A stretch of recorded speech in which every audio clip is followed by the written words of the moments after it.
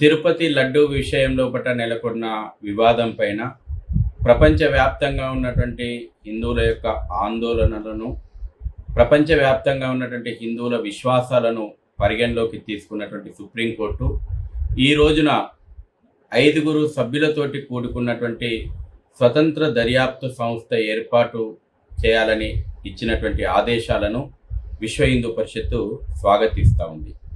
వివాదం వెలుగు చూసినటువంటి మొదటి రోజు నుంచి కూడా స్వతంత్ర దర్యాప్తు సంస్థ ఏర్పడాలి, స్వతంత్ర దర్యాప్తు సంస్థ ఆధ్వర్యంలో విచారణ జరగాలని విశ్వ హిందూ పరిషత్తు డిమాండ్ చేసింది.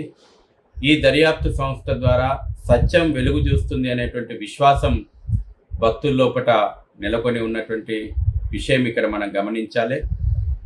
విచారణ సందర్భంగా సుప్రీంకోర్టు తిరుపతి విషయం లోపల రాజకీయాల జోక్యం పైన చాలా గంభీరమైనటువంటి వ్యాఖ్యలు చేసింది.